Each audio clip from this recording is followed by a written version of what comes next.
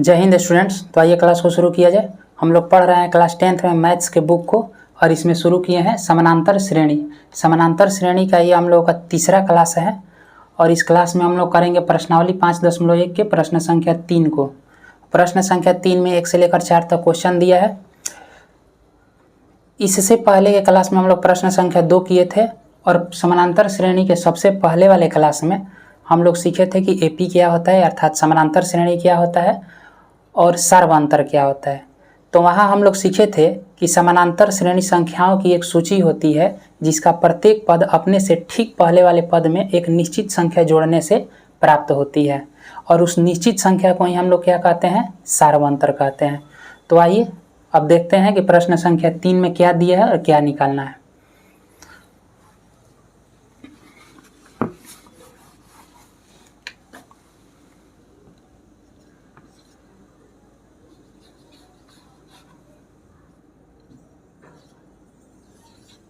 प्रश्न संख्या 3 का ये पहला क्वेश्चन लिख रहा है 3 1 minus 1 minus 3 3 1 minus 1 minus 3 minus.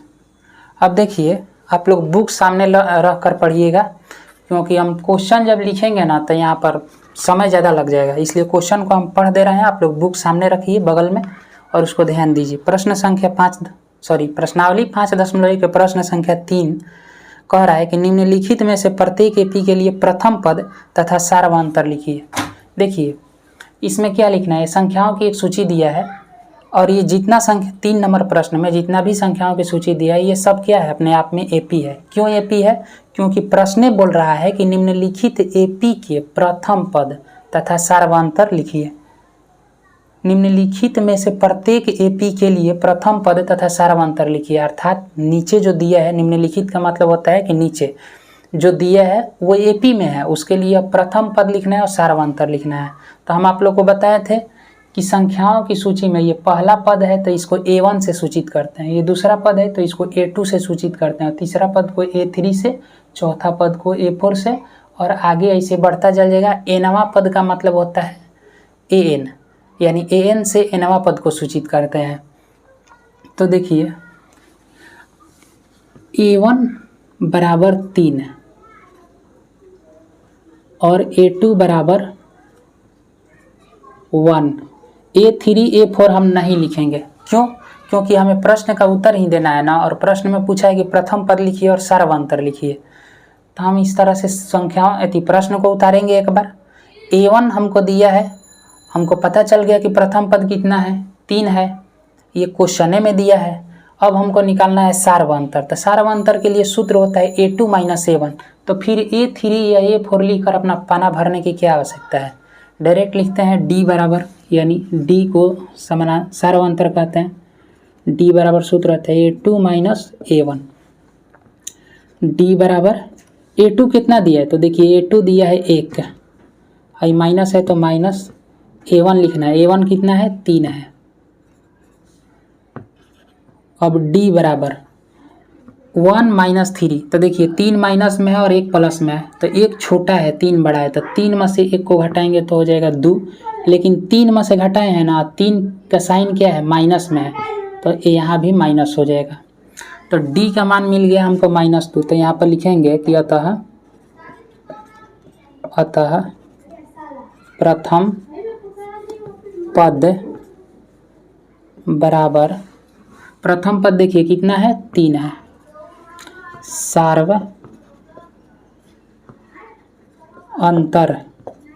सार्वंतर देखिए अभी निकाले हैं कितना, -2। ये हो गया प्रश्न संख्या 1 का उत्तर।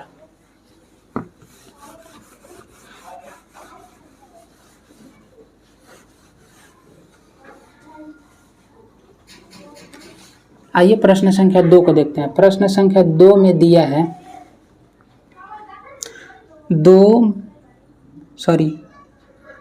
-5 माइनस 1 3 7, -5 माइनस 1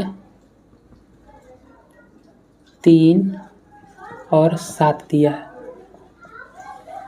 तो देखिए इसमें प्रथम पद A1 कितना है, -5 है, A2 कितना है, -1 है। D निकालने के लिए सूत्र क्या होता है, A2 - A1। D बराबर A2 कितना दिया है, -1 दिया है, और माइनस का सूत्र पहले से है। A1 का मान कितना है, -5 है, तो -5 लिखेंगे, लेकिन इसको ब्रैकेट में लिख देंगे। अब देखिए -1, और ये माइनस का साइन जब ब्रैकेट के अंदर वाला साइन से गुना करता है तो कितना हो जाएगा, माइनस में माइनस से गुना होगा तो प्लस हो जाएगा। देखिए याद रखिए, ब्रैकेट के बाहर वाला चिन्ह जो है और ब्रैकेट के अंदर वाले चिन्ह में गुना का रिलेशन होता है, तो माइनस में माइनस से गुना होगा तो प्लस हो जाएगा 5। D बराबर हो गया कितना, +5, और ये -1 है तो ये हो जाएगा 4। 5 में से 1 घट जाएगा तो 4 बचेगा, लिखेंगे। तो हमको पता चल गया कितना, प्रथम पद। अतः प्रथम पद को A से सूचित किया जाता है, चाहे A1 से सूचित किया जाता है।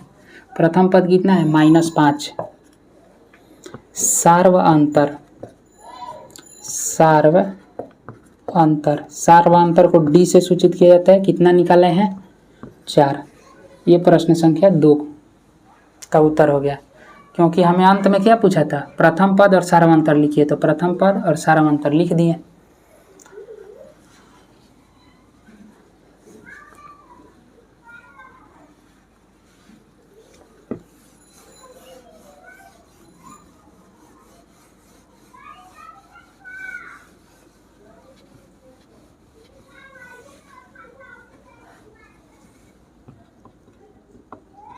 आइए अब प्रश्न संख्या 3 को देखते हैं। 3 नंबर प्रश्न को देखते हैं।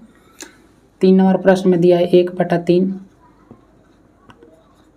5/3, सॉरी 5/3 है, हाँ 5/3,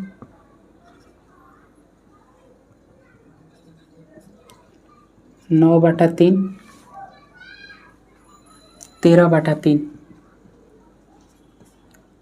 13/3। देखिए इसमें प्रथम पद कितना है, A1 बराबर है 1/3, A2 कितना है 5/3, तो हमें D निकल जाएगा A2 - A1 से। D बराबर हो जाएगा A2 के स्थान पर लिखेंगे 5/3 माइनस A1 के स्थान पर लिखेंगे 1/3। ये हो गया बटा पकड़ घटाव। तो हम लोग जानते हैं कि नीचे वाले को एलसीएम लिया जाता है। 3 में 3 का एलसीएम कितना हो जाएगा, 3। 3 से 3 में भाग लगेगा तो 1 हो जाएगा, 1 मर्त में कटेगा, और 1 में 5 से गुना करेंगे तो 5, माइनस है तो माइनस। 3 से 3 में भाग लगेगा 1 मर्त में, 1 में 1 से गुना करेंगे तो 1 हो जाएगा। तो D का मान कितना मिला, 5 में से 1 घटाएंगे तो 4, और नीचे आ गया 3। तो D का मान हम लोग को मिला 4/3। यहाँ लिखेंगे अतः प्रथम पद A बराबर कितना है, 1/3, और सार्व अंतर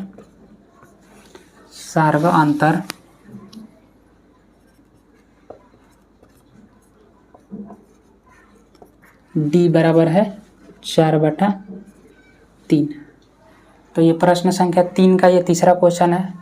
हम उम्मीद करते हैं कि आप लोगों को बटा पके जोड़ आता ही होगा। कुछ लोगों को दिक्कत होगा तो देख लीजिए, 3 और 3 का नीचे वाला का एलसीएम लिया जाता है। 3 का एलसीएम हो जाएगा 3, नीचे वाले में से एलसीएम में भाग दिया जाता है। तो 3 से ही 3 में भाग दिए तो 1 मर्त में कटा है, 1 जितना मर्त में कटता है ऊपर से गुना किया जाता है। 1 में 5 से गुना करेंगे तो 5 है, माइनस का चिन्ह है तो माइनस उतार दिए। 3 से 3 में भाग दिए तो 1 मर्त में कटा है, और 1 में 1 से गुना किए तो 1 के पढ़ा 1 बार पढ़ेंगे तो 1 ही आएगा। अब 5 में से 1 घट गया तो 4, 4/3। D का मान कितना मिला, 4/3। प्रथम पद कितना है, 1/3। आप लोग वीडियो को रोक करके उतारिएगा, इसको नोट कीजिएगा, क्योंकि हम तो जल्दी में बता रहे हैं, तो आप लोग एक बार समझ लीजिएगा, उसके बाद वीडियो को रोक दीजिएगा, उसके बाद लिखिएगा।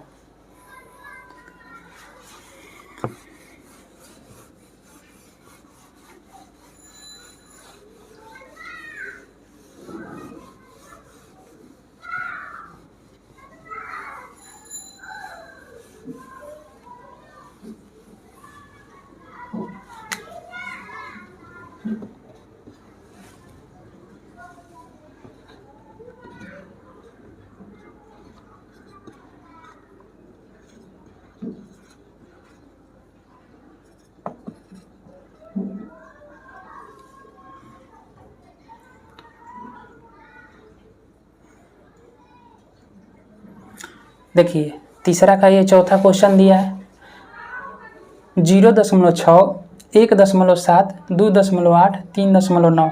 इसका प्रथम पद कितना है? प्रथम पद है 0.6,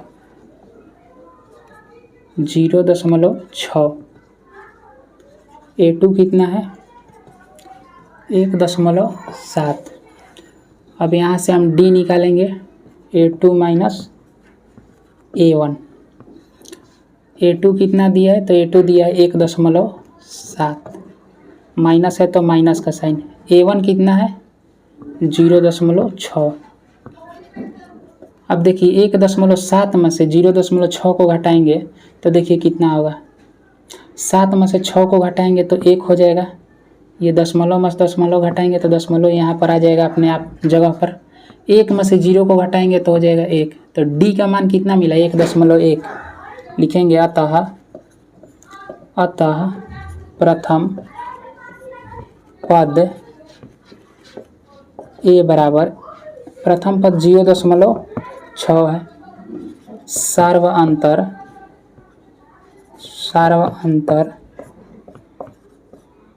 D बराबर 1.1 है।